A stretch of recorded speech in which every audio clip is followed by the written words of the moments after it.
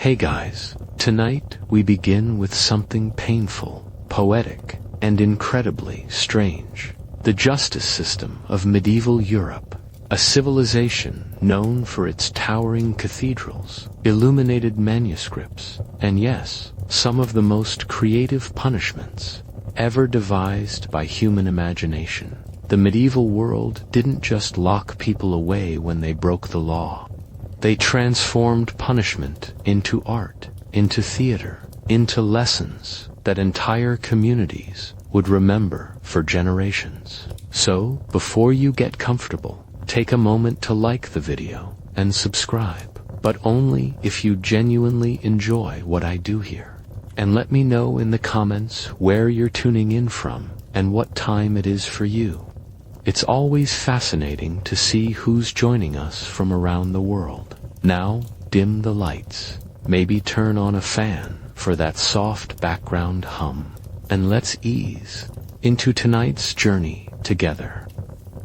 Imagine being sewn into a sack with a rooster, a viper, and a monkey, then thrown into a river, or being forced to carry a red-hot iron bar in your bare hands while walking 9 paces, all because someone accused you of a crime you may not have even committed.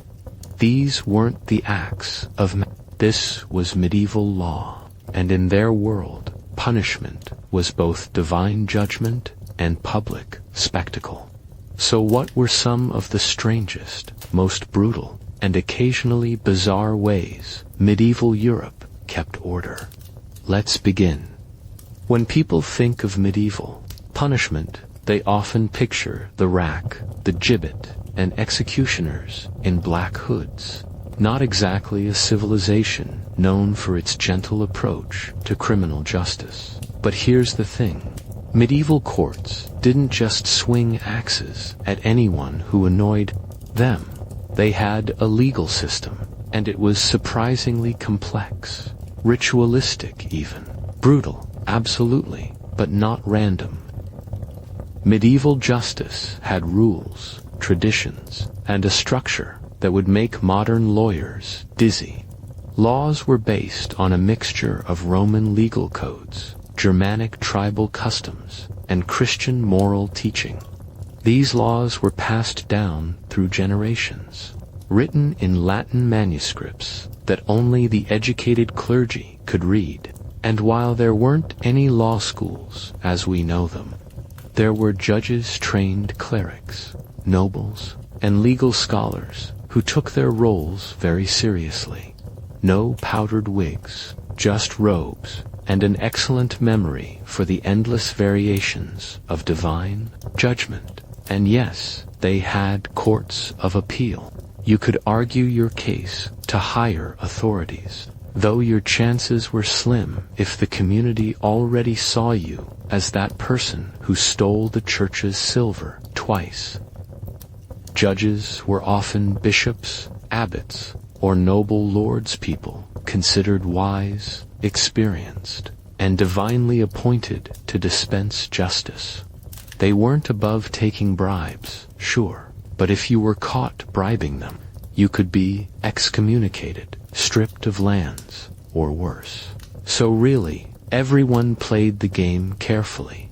What made medieval justice truly unique was its blend of earthly law and divine will. Justice wasn't just served, it was revealed. Punishments were designed to let God show the truth, not quietly, behind closed doors, but loudly, publicly, and often with dramatic flair. You didn't just pay a fine for a crime. You were tested, tried, or transformed into a living example of divine judgment. And here's the most medieval part. Many punishments changed depending on your social class and your relationship with God. A peasant might face brutal physical punishment.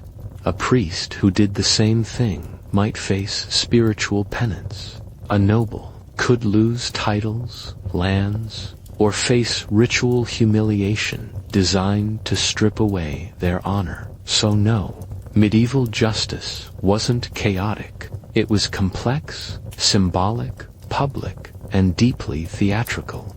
And if you broke the law, the system made sure you never forgot it, and neither did God. So you've been accused of a crime in medieval Europe. Maybe you stole bread from the church altar. Maybe you committed adultery. Or maybe, and let's hope not, you've been accused of witchcraft or heresy. Whatever your alleged crime, you're about to face something far stranger than a jury trial. You're about to meet trial by ordeal. Don't bother calling your lawyer. There aren't any. Medieval courts operated on a simple principle. If you were innocent, God would protect you. If you were guilty, He would let you suffer. It was divine judgment with a very hands-on approach. The ordeal by fire was perhaps the most dramatic of these tests. Picture this. You're led into a church, surrounded by praying clergy and silent townspeople. On the altar sits a piece of iron, glowing red-hot from the forge. The priest blesses it, sprinkles it with holy water, and then you have to pick it up with your bare hands. The rules were specific. You had to carry the iron bar, 9 paces no more, no less. 9 being a sacred number in Christian numerology. Your hands were then bandaged and sealed with wax, blessed by the priest. 3 days later, the bandages were removed. If your hands had healed cleanly, you were innocent. If they were infected, festering, or badly burned, God had revealed your guilt. Sometimes, the ordeal involved walking barefoot over 9 red-hot plowshares arranged in a line. Other times, you had to reach into a cauldron of boiling water to retrieve a stone or a ring. The deeper your alleged crime, the deeper you had to reach. What made this system particularly cruel was its psychological torture. You had 3 days to wait, 3 days to pray, 3 days to wonder if God considered you guilty of something you might not have even done. The community watched. The church recorded everything, and your fate literally hung in the balance of how well your flesh could heal. But here's the strangest part. Many people requested trial by ordeal. They preferred God's judgment to human judgment, believing that divine intervention was more trustworthy than the opinions of their neighbors. In a world where accusations could come from spite, jealousy, or feudal politics, some saw the glowing iron as their best chance at proving innocence. The church eventually banned most ordeals in 1215, but for centuries before that, justice was literally a matter of fire, faith, and whether God felt like healing your burns. Medieval Europe had a unique solution for legal disputes that couldn't be settled through testimony or evidence. Let the participants beat each other senseless and see who God favored. This was trial by combat, and it was exactly as brutal as it sounds. The logic was simple. God was all-knowing and all-powerful. If 2 people disagreed about the truth, surely the Almighty would strengthen the arm of the righteous and weaken the guilty. Justice would literally be determined by who could swing a sword harder, last longer, or dodge more effectively. These weren't casual brawls. Combat trials were formal legal proceedings with strict rules, blessed weapons, and official supervision. Both parties would swear sacred oaths, attend church services, and fast before the fight. The combat took place in a designated area, often within the grounds of a church or castle, with clergy present to ensure divine oversight. The weapons varied, depending on social class and local custom. Knights might fight with swords and shields on horseback. Commoners often used clubs, axes, or their fists. Women, interestingly, could participate too, though they often appointed male champions to fight on their behalf. But here's where it gets particularly medieval. You could hire a professional fighter called a champion. If you were old, disabled, or simply terrible with weapons, you could pay someone else to risk their life for your legal case. Professional champions made entire careers out of fighting other people's battles, accumulating scars and reputations in equal measure. The fight continued until one participant was killed, severely wounded, or yielded by crying craven, essentially admitting defeat and, by extension, guilt. If you died, well, God had clearly judged you guilty. If you won, the court declared you innocent and your opponent wrong. Justice was literally survival of the fittest. Some combat trials were fought to the death, others ended at first blood, or when one fighter could no longer continue. In cases involving women accused of adultery, the combat was often fought between the accuser and the woman's husband or chosen champion. The system sounds barbaric to modern ears, but medieval people saw it as the ultimate form of justice. No human bias, no corrupt judges, no false witnesses, just God's will made manifest through strength, skill, and divine favor. Trial by combat persisted in various forms for centuries. England didn't officially abolish it until 1819, and France maintained it even longer in certain regions. The last recorded trial by combat in Western Europe took place in 1386, when a knight named Jean de Carouge fought Jacques Legris to settle accusations of rape-a-duel that lasted hours and ended with Legris's death. In the medieval mind, if you were willing to risk your life on your claim of innocence, God would surely protect you, unless, of course, you were lying. Among all the bizarre punishments devised by human imagination, few match the sheer theatrical horror of Pona, Calais, literally the penalty of the sack. This was the Roman Empire's special punishment for parricide, the murder of one's father. And medieval courts adopted it with their own Christian modifications for the ultimate familial crime. The punishment was as symbolic as it was deadly. The condemned was sewn into a large leather sack, along with 4 live animals, a dog, a rooster, a viper, and a monkey. Each animal represented a different aspect of the crime's moral horror. The dog symbolized shamelessness, the rooster represented lust and aggression, the viper embodied treachery, and the monkey mocked human reason turned bestial. Once sealed inside with these panicked, clawing creatures, the sack was thrown into the nearest deep river or sea. The condemned would drown, but not before enduring the terror of being trapped in darkness with increasingly desperate animals. It was death by water, by suffocation, by fear, and by the symbolic weight of their crime all at once. Medieval chroniclers described the process with clinical detail. The condemned was first beaten with rods dyed red to symbolize blood guilt. Their head was covered with a wolf skin, wolves being seen as the enemies of civilization, and wooden shoes were placed on their feet, perhaps to symbolize their exclusion from human society.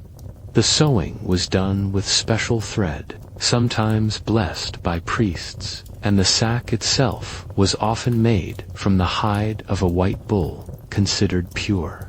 The entire process was conducted with religious solemnity, as if the community was performing a sacred ritual of purification rather than an execution.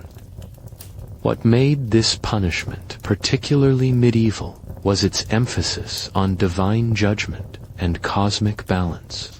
Parricide wasn't just murder, it was an attack on the fundamental order that God had established. Fathers were the earthly representatives of divine authority in the family. To kill one's father was to rebel against God himself. The four animals weren't chosen randomly. Medieval bestiaries books about animals and their moral meanings taught that each creature represented a particular sin or failing. By forcing the condemned to die alongside these symbolic beasts, the punishment suggested that parricide had reduced the criminal to something less than human. In some regions, the punishment was modified based on available animals. Bears might replace monkeys, cats might substitute for dogs, but the principle remained the same: death by drowning in the company of creatures that represented moral chaos. The punishment was mercifully rare. Most cases of parricide were handled through other means: exile, traditional execution, or life imprisonment in monastery dungeons. But when poetic was invoked, entire communities would gather to witness it. The event became a powerful reminder of the sacred bonds between parents and children, and the cosmic consequences of violating them. Chronicles from medieval France and Germany describe perhaps a dozen documented cases over several centuries. Each one was recorded in detail, not just as legal precedent, but as moral instruction. These weren't just executions, they were lessons in the divine order, performed with animals as unwilling participants in humanity's most solemn judgment. Not all medieval punishments involved death, dismemberment, or divine intervention. Some were designed for something far more devastating in a close-knit community: public humiliation. The pillory was perhaps the most common and psychologically brutal of these social punishments. Picture the town square on market day, merchants hawking their wares, children playing, neighbors gossiping about the week's events. And there, in the center of it all, stands a wooden structure with holes for head and hands. Locked into it is someone you know perhaps: the baker who sold stale bread, the merchant who used false weights, or the woman caught gossiping about the priest. The pillory wasn't just about physical discomfort, though standing locked in an awkward position for hours was certainly unpleasant. It was about social death. For the duration of your sentence, typically anywhere from 1 hour to 3 days, you became the focus of every passing stranger's attention. The crowd was encouraged to participate. Rotten vegetables, mud, animal dung, and stones were fair game. People would shout insults, mock your crime, and ensure that everyone within earshot knew exactly what you had done wrong. Your face was exposed, your identity revealed, your shame made permanent in the memory of the community. Different crimes called for different enhancements to the basic pillory experience. Bakers who sold underweight bread might have their bad loaves hung around their necks. Alewives who watered down their beer could be forced to drink their own diluted product while locked in place. Gossips and scolds might have iron bridles placed on their tongues, making speech impossible while their mouths filled with saliva. The pillory served multiple purposes in medieval society. It was punishment, yes, but also advertising. Everyone could see what happened to dishonest merchants, unfaithful spouses, or disrespectful servants. It was crime prevention through public theater, but the social dynamics were complex. While some pilloried criminals faced genuine hostility from crowds, others received sympathy, especially if their crimes were seen as minor, or if they were generally well-liked. People might bring food instead of rotten vegetables, or position themselves to shield the condemned from the worst of the crowd's abuse. The pillory was also surprisingly democratic. Unlike many medieval punishments that varied by social class, the pillory was used for nobles and peasants alike. A lord caught cheating his tenants might find himself locked beside a peasant who had stolen chickens. Shame, apparently, was a universal language. The psychological impact could last far beyond the physical punishment. In small medieval communities, your reputation was your most valuable possession. Being pilloried meant that everyone knew your business, your failings, your moment of moral weakness. Some people never recovered socially from the experience. Records from medieval England show that pillory sentences were often combined with other punishments. You might spend a day in the pillory, followed by a week in jail, or public humiliation might precede a fine or banishment. The pillory was just the beginning, the public announcement of your fall from grace. Yet, for all its cruelty, the pillory represented something almost merciful in medieval justice. It was punishment that allowed for redemption. Unlike execution or mutilation, you could survive the pillory and potentially rebuild your reputation. It was harsh, humiliating, but not permanent. In a legal system that often dealt in death and dismemberment, sometimes shame was the gentler option. The medieval church didn't just save souls, it punished bodies. As one of the most powerful institutions in medieval Europe, the church had its own legal system, its own courts, and its own uniquely creative approaches to making sinners suffer. These weren't just spiritual penalties. They were elaborate, often bizarre physical punishments designed to purify the soul through bodily torment.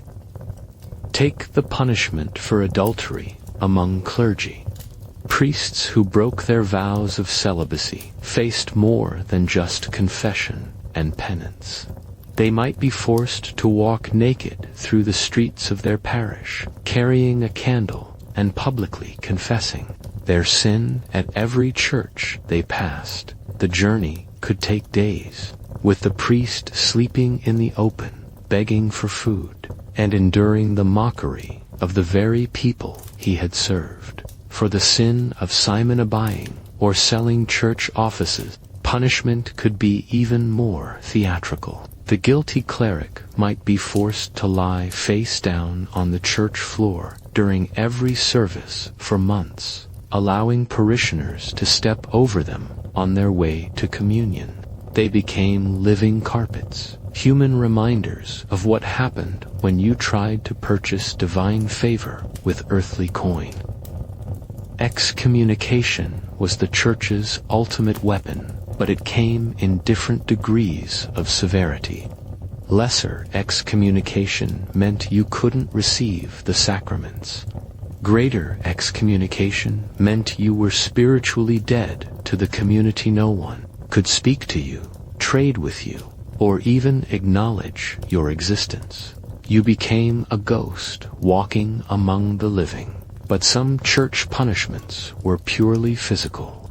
Heretics might be forced to wear yellow crosses sewn to their clothing for the rest of their lives, marking them as spiritually dangerous. Others faced the branching iron being branded on the forehead with symbols marking their particular sin. A forger might receive an F, a thief a T, ensuring their crime followed them wherever they went. The church also pioneered some remarkably specific punishments for specific sins. Gluttons might be forced to fast for months while preparing elaborate feasts for others. Those guilty of pride could be made to tend the church's pigs, performing the most humble labor imaginable.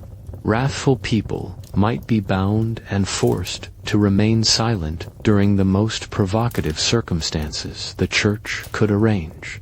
One particularly creative punishment involved forcing the guilty to make pilgrimages while wearing iron chains. These weren't just symbolic. The chains were heavy, uncomfortable, and designed to make every step a struggle. Some pilgrims wore them for years, walking hundreds of miles to holy sites, while their chains slowly wore grooves into their flesh. The church also used public penance as both punishment and entertainment.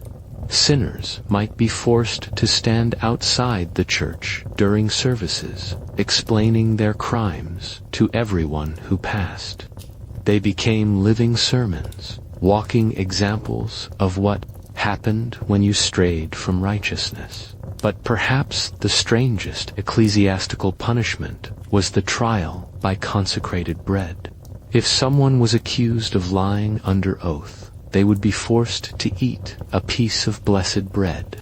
If they choked on it, their guilt was proven.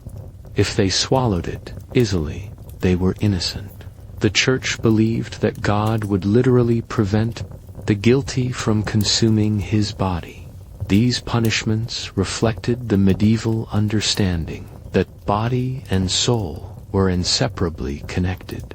Physical suffering could purify spiritual corruption. Public humiliation could restore cosmic balance. Pain in this world might prevent damnation in the next.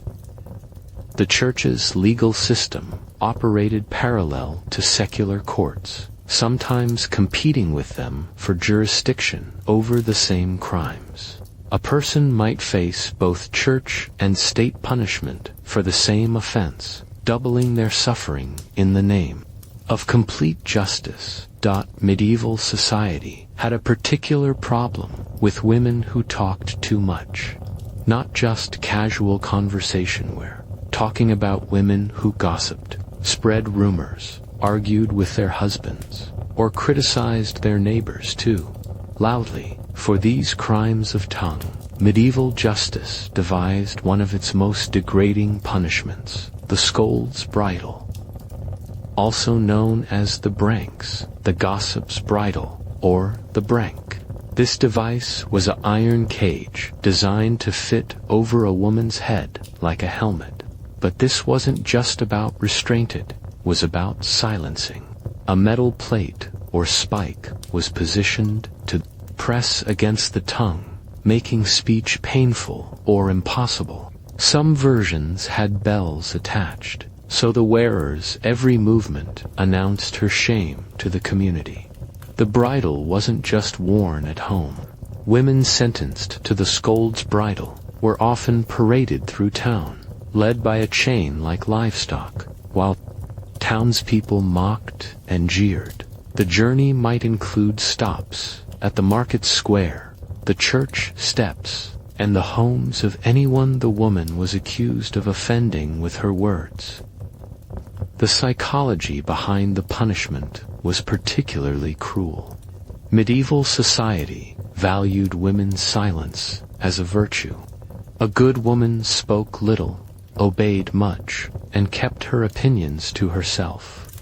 The scold's bridle was designed to literally enforce this ideal, transforming outspoken women into objects of ridicule and pity. But the bridle wasn't used randomly. Court records show it was typically reserved for repeat offenders, women who had been warned multiple times about their tongues but continued to cause social disruption. The neighbors had to petition the authorities, providing specific examples of the woman's verbal offenses. Some bridles were more elaborate than others. Wealthy communities might have ornately decorated versions, with ironwork shaped like devil's faces or grotesque animals. The message was clear: uncontrolled speech transformed women into something monstrous, something that needed to be caged and displayed. The duration of punishment varied widely. Some women wore the bridle for a few hours during market day. Others were sentenced to wear it for days at a time, removed only for eating and drinking.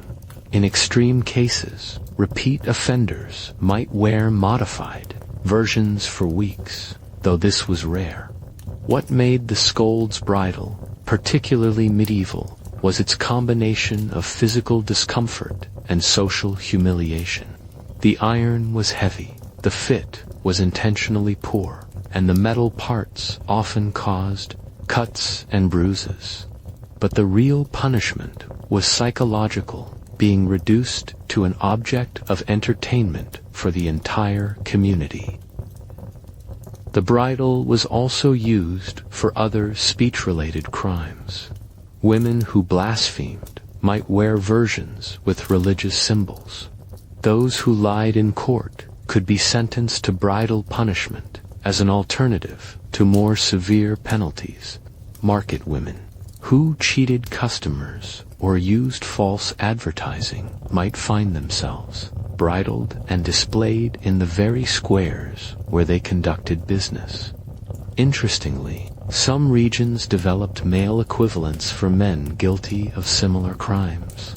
The shame flute forced men to wear wooden instruments around their necks, mocking musicians who played too loudly or sang inappropriate songs. But these male punishments were far less common and generally less degrading than the women's bridles. The scold's bridle remained in use in some parts of Europe well into the 18th century. Museum collections across Britain and Scotland still display dozens of these devices, grim reminders of a time when women's voices were seen as dangerous enough to require iron cages. If fire was one way to let God reveal guilt or innocence, water was another. Trial by water, or ordeal by water, came in two equally terrifying varieties, hot and cold. Both were designed to let divine judgment manifest. Through the body's reaction to the elements, the hot water ordeal was similar to trial by fire. The accused had to plunge their hand or arm into a cauldron of boiling water to retrieve a stone or ring. The depth depended on the severity of the crime. Minor offenses required reaching to the wrist. Major crimes meant submerging your arm to the elbow. After the ordeal, your hand was bandaged and sealed. 3 days later, if it had healed cleanly, you were innocent. Infection or severe burns proved guilt. But the cold water ordeal was even stranger, based on a peculiar piece of medieval theology. The Church taught that water was pure and holy, blessed by Christ's baptism. Therefore, water would reject anything evil or corrupted. If you were innocent, you would sink into the water's embrace. If you were guilty, the pure water would reject you, causing you to float. Think about that for a moment. In trial by cold water, floating meant you were guilty. Sinking meant you were innocent. The authorities would tie a rope around your waist and throw you into a pond, river, or specially constructed pool. If you bobbed to the surface, you were obviously guilty and faced immediate punishment. If you sank like a stone, they would quickly pull you up and declare you innocent, assuming, of course, that they pulled you up in time. The cold water ordeal was particularly popular for accusations of witchcraft. Medieval authorities believed that witches, having made pacts with Satan, were spiritually corrupted and would therefore be rejected by holy water. This created a horrifying catch-22. If you floated, you were a witch and would be executed. If you sank and drowned, well, at least you died innocent. Some records suggest that the authorities had subtle ways of influencing the results. Guilty parties might be thrown in with extra clothing or air trapped in their garments, making them more likely to float. Favored defendants might be weighted down or thrown in at angles that encouraged sinking. Justice, it seems, was sometimes guided by more than divine intervention. The preparation for water ordeals was elaborate and religious. The water was blessed by priests, prayers were said, and the entire community often gathered to witness God's judgment. The accused might fast for days beforehand and attend special church services. This wasn't just a test, it was a sacred ritual. Both hot and cold water ordeals were eventually banned by the Catholic Church in 1215, along with most other forms of trial by ordeal.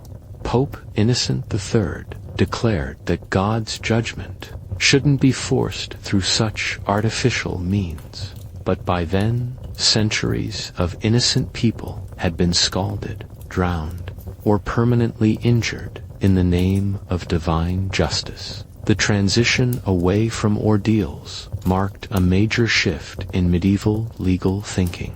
Courts began to rely more on witness testimony, evidence, and reasoned argument. It was the beginning of the end for a justice system that had literally tested the flesh to reveal the truth of the soul. But for generations of medieval people, the ordeal by water had seemed like the most reliable form of justice available. After all, if you couldn't trust God to separate the innocent from the guilty, who could you trust? Among the most spectacular and gruesome of medieval punishments was breaking on the wheel, reserved for the most serious crimes: murder, treason, highway robbery, and other offenses that medieval society considered unforgivable. This wasn't just execution, it was ritualized destruction of the human body, designed to serve as a warning that would echo in community memory for generations. The wheel itself was a large wooden structure, often 8 to 10 feet in diameter, mounted horizontally like a giant clock face. Some were fixed platforms, others could rotate, but the wheel was just the stage for the real horror: the systematic breaking of every major bone in the condemned person's body. The process began with the victim being tied spread eagle to the wheel, arms and legs stretched toward the rim. Then came the breaking. Using an iron bar or heavy mallet, the executioner would methodically shatter the condemned person's limbs first, the arms, then the legs, working from the extremities toward the torso. The goal wasn't immediate death, but prolonged agony. Each blow was carefully placed to break bones without striking vital organs. The executioner was a skilled craftsman in pain, trained to extend suffering for as long as possible. Between the arms and legs, there might be 8 to 10 major breaks, each one delivered with ceremonial precision, while the crowd watched and the condemned screamed. But the wheel's cruelest feature was what came after the breaking. The victim, now with useless, shattered limbs, would be left on the wheel to die slowly of dehydration, exposure, and pain.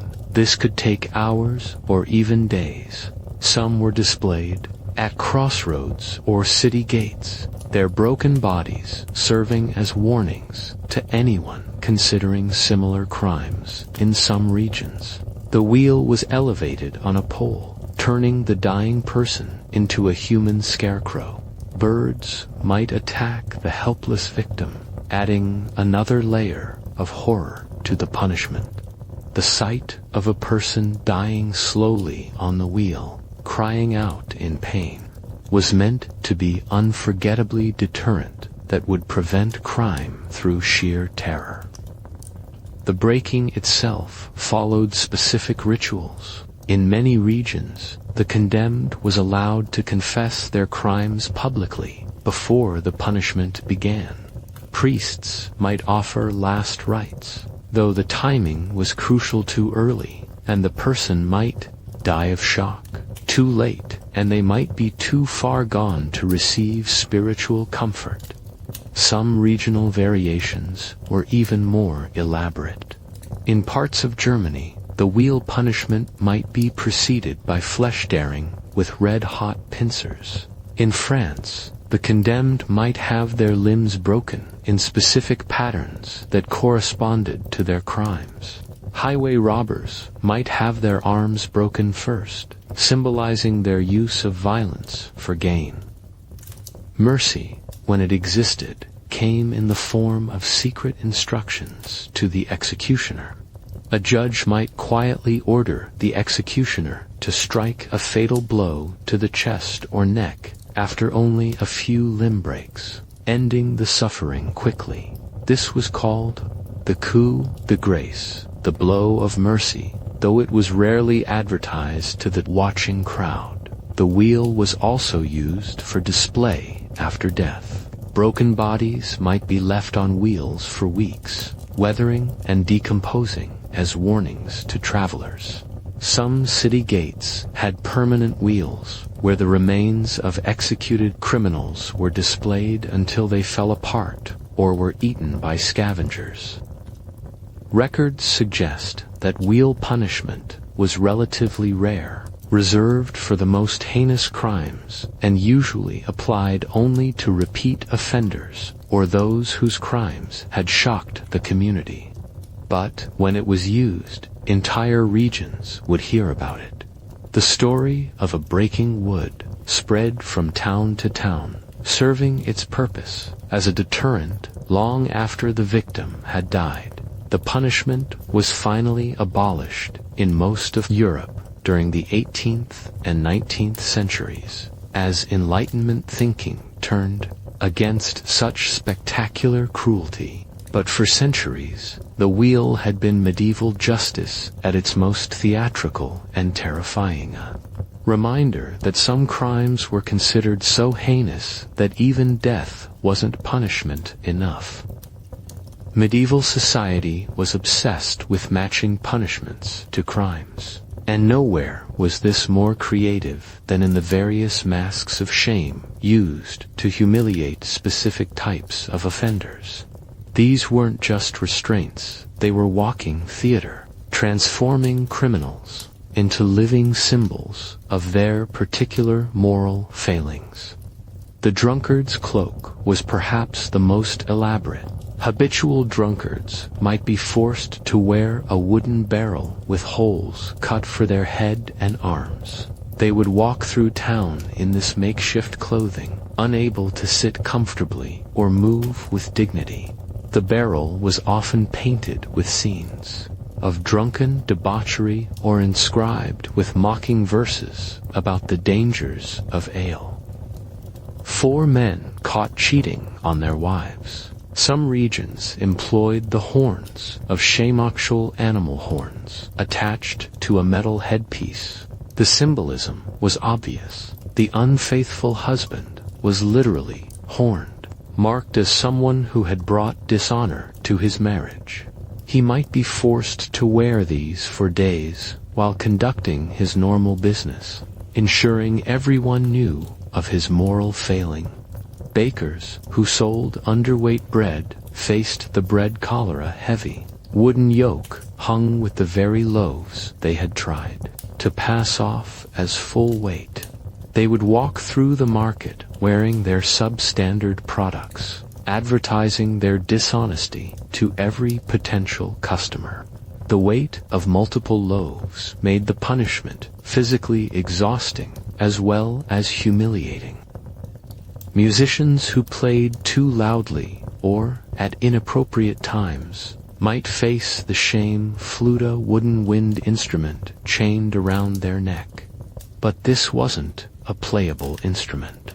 It was deliberately designed to be unmusical, producing only harsh, discordant sounds when the wearer was forced to perform for mocking crowds. The mask of shame for gossips was particularly inventive.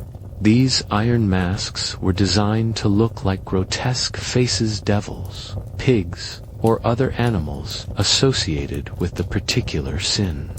A woman caught spreading malicious rumors might wear a mask with an enormous tongue hanging out, symbolizing her inability to control her speech.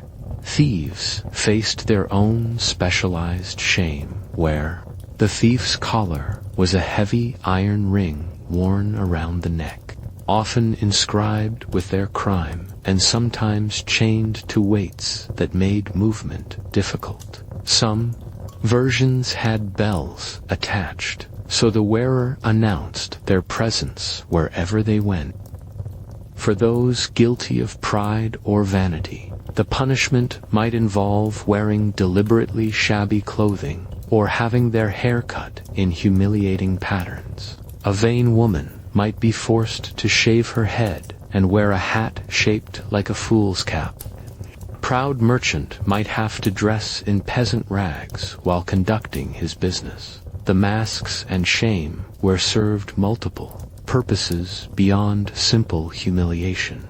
They identified the criminal's specific failing, warned others about dealing with them, and provided ongoing punishment that extended far beyond a single moment of judgment. Unlike a whipping or a fine, shame were continued to punish for days or weeks. Some shame punishments were surprisingly gender-specific. Women who were caught being shrews or arguing too much with their husbands might wear the shrew's fiddle, a wooden contraption that immobilized their hands, while forcing them to hold their arms in an uncomfortable position. Men who failed to control their wives might wear signs declaring their failure as household heads. The creativity of shame punishments reflected medieval society's belief that crime was often a matter of character failure rather than circumstance. The punishment should not only hurt but also educate both the criminal and the community. A person wearing the drunkard's cloak wasn't just being punished for past drinking, they were being prevented from future drinking while serving as a warning to others. These shame punishments gradually disappeared as medieval society gave way to early modern legal systems, but for centuries they had served as both punishment and prevention, turning crime into theater and criminals into unwilling actors in morality plays performed on the streets of every medieval town by now. You've probably noticed that medieval punishment wasn't just about making criminals suffer.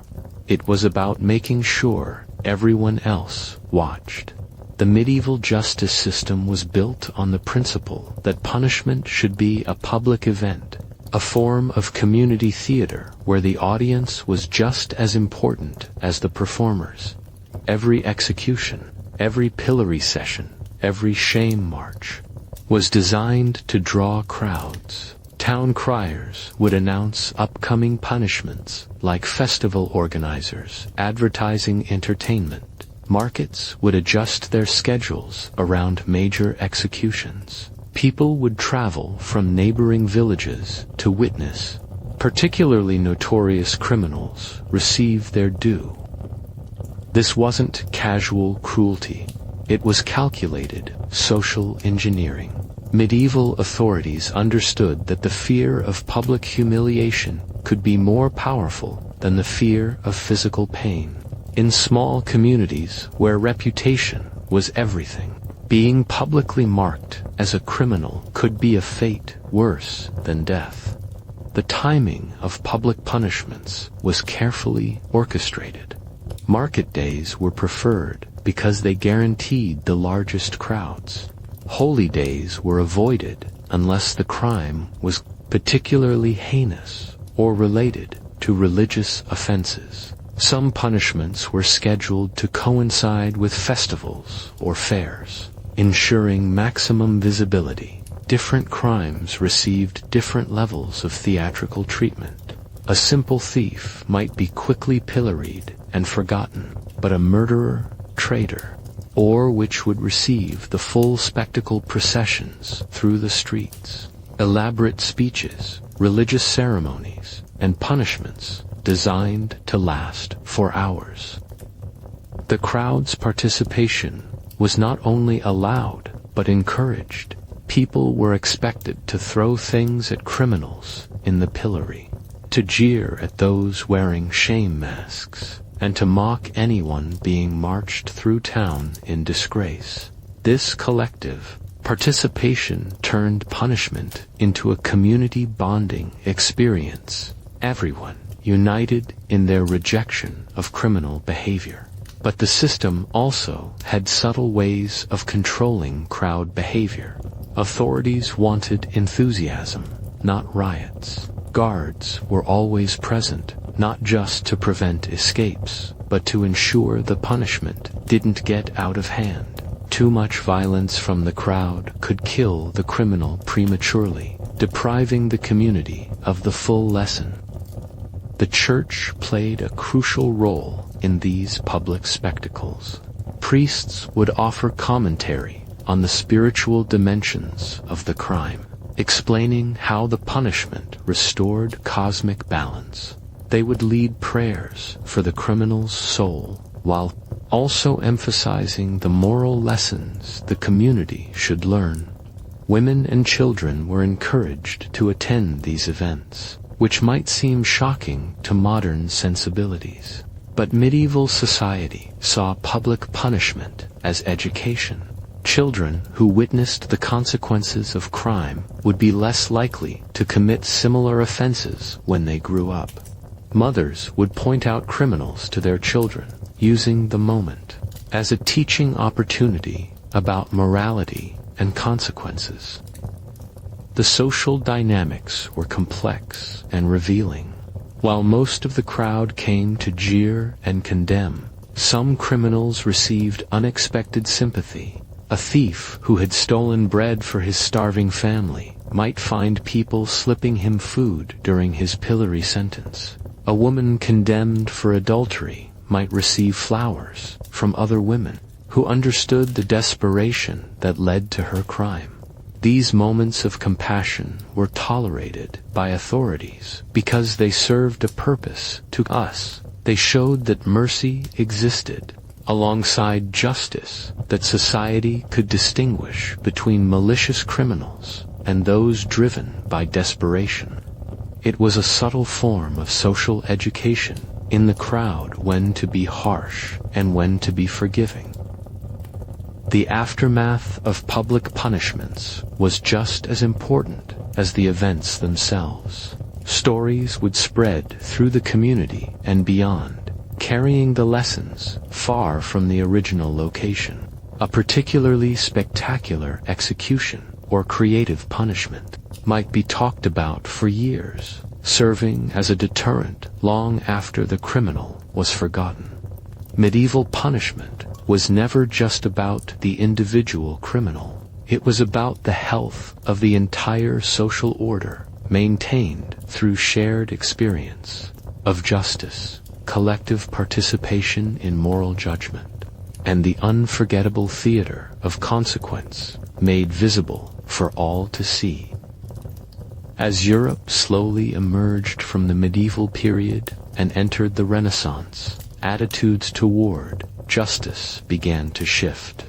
The elaborate theatrical punishments that had once seemed perfectly reasonable started to appear barbaric to more sophisticated legal minds. The change didn't happen overnight, took centuries, but gradually. The medieval system of public spectacle and divine judgment gave way to something more recognizable as modern justice. Several factors contributed to this transformation. The growth of universities and legal scholarship meant that more people were trained in Roman law and classical legal principles. These scholars questioned whether God really revealed guilt through boiling water, or whether breaking someone on a wheel actually served any useful purpose beyond satisfying the crowd's bloodlust. The Protestant Reformation also played a role. Many Reformed churches rejected the elaborate rituals and symbolic thinking that had justified medieval punishments. If salvation came through faith alone, what was the point of elaborate physical penances? Why should the church be involved in determining guilt through ordeals when Scripture contained clear moral guidance? Economic changes mattered too. As trade expanded and cities grew, communities became less intimate. The shame-based punishments that worked in small villages where everyone knew everyone else became less effective in larger, more anonymous, urban areas. A pillory session in London simply didn't carry the same weight as the same punishment in a village of 50 families. The printing press spread new ideas about justice and human dignity. Books describing classical Roman legal procedures or Renaissance Italian court systems made medieval practices seem crude by comparison. Why rely on divine ordeals when you could have proper investigations, trained advocates, and reasoned deliberation? Perhaps most importantly, people began to question whether spectacular public punishment actually prevented crime. If breaking criminals on wheels was so effective, why did crime rates remain high? If public shaming worked so well, why were the pillories never empty? The evidence suggested that theatrical justice was better entertainment than crime prevention. The transition was gradual and uneven. Trial by combat persisted in some regions into the 19th century. Pillories remained common through the 18th century. Even breaking on the wheel continued in parts of Europe until the French Revolution finally swept away most remnants of medieval justice. But by 1600, educated Europeans increasingly saw their ancestors' approach to punishment as embarrassingly primitive. The future belonged to professional judges, trained lawyers, written evidence, and punishments designed to reform criminals, rather than simply destroy them in spectacular fashion. The medieval world had created some of the most creative, symbolic, and theatrical punishments in human history, but ultimately, their very creativity became their weakness. When people stopped believing that God revealed truth through boiling water, or that cosmic balance required public breaking of bones, the entire system collapsed under the weight of its own elaborate absurdity. Though the medieval system of justice has long vanished, its echoes still resonate in unexpected ways through our modern world. Walk through any European city today, and you'll find reminders of those brutal centuries carved in stone and preserved. In place names, the pillory sites became market squares. The execution grounds became public parks. The shame masks found their way into museums, where visitors stare at them with the same morbid fascination that once drew crowds to public punishments. Language preserves medieval justice in phrases we use without thinking. To run the gauntlet comes from a military punishment where offenders had to run between lines of soldiers with sticks. Being drawn and quartered originally described the most gruesome form of execution, though we now use it casually to mean being pulled in different directions. Getting the third degree refers to the 3 levels of torture once used to extract confessions. Even our modern justice system carries DNA from medieval practices. The right to trial by jury evolved partly from medieval assemblies that witnessed ordeals and combats. The presumption of innocence developed as a reaction against systems that assumed guilt and forced the accused to prove otherwise through physical trials.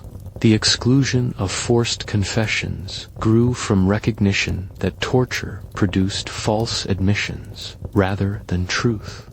Literature and entertainment remain fascinated by medieval punishment. From Shakespeare's plays to Game of Thrones, audiences are drawn to the drama of trial by combat, the horror of public execution, and the poetic justice of punishments that matched crimes. We consume these stories safely from the comfort of our modern legal protections, but something in them still resonates. Perhaps what's most striking about medieval punishment is how seriously those societies took the connection between crime and community. Every offense was seen as an attack on social order that required public healing. Every punishment was designed to teach lessons that would strengthen the moral fabric of society. The methods were brutal, but the underlying concern, how do we maintain a just and orderly community, remains as relevant today as it was 1,000 years ago. Modern criminologists still debate many of the same questions that occupied medieval minds. Should punishment focus on deterrence or rehabilitation? How public should justice be? What role should the community play in determining appropriate consequences for crime? We've developed more humane methods, but we haven't solved the fundamental puzzle of how to balance mercy with justice, individual rights with social order. The medieval world believed that spectacular punishment could shock society into virtue. We've learned that brutal justice often creates more brutality, that public humiliation can destroy rather than redeem, and that breaking bodies rarely heals communities. But we haven't found perfect answers to replace their imperfect ones. So, as you drift off to sleep tonight, remember those medieval courts with their impossible choices between fire and water, their belief that God would guide iron bars to reveal truth, their faith that public shame could restore cosmic balance. They were wrong about the methods, but perhaps not entirely wrong about the goal. A world where justice serves not just law, but the deeper human need for moral order in a chaotic universe. In their struggles with crime and punishment, our medieval ancestors were grappling with questions that every society must face. Their answers may seem barbaric to us, but their questions remain our questions. And in that continuity, perhaps, lies the real lesson of medieval justice, not in the cruelty of their methods, but in the persistence of their concerns. The wheel has stopped turning. The pillories stand empty. The ordeal fires have gone cold. But the search for justice continues. Quieter now, more humane, we hope, but no less urgent than when desperate people reached into boiling water, trusting that truth would somehow protect them from the flame. And so we come to the end of our journey through the strange, brutal, and oddly poetic world of medieval justice. From the glowing iron bars of trial by fire to the leather sacks of Ponacole, from the shame masks that turned criminals into living symbols to the wheels that broke bodies in the name of cosmic balance. These weren't just punishments, they were performances, rituals, attempts to make sense of a world where crime threatened the very fabric of society. The medieval mind sought justice that was visible, memorable, and divine even when that search led them down paths we can barely comprehend today, tonight. As you settle into sleep, let these stories fade into the gentle rhythm of your breathing. The iron masks have been locked away in museums. The trial fires have been extinguished by centuries of rain. The pillories have crumbled into dust. All that remains are the echoes of a time when justice wore a very different face. Rest well, knowing that while the methods have changed, the human search for fairness, order, and meaning continues. And perhaps, in your dreams, you'll find yourself grateful for the quiet certainty of modern mercy and the simple blessing of a world where truth no longer requires you to reach into the flame. Good night.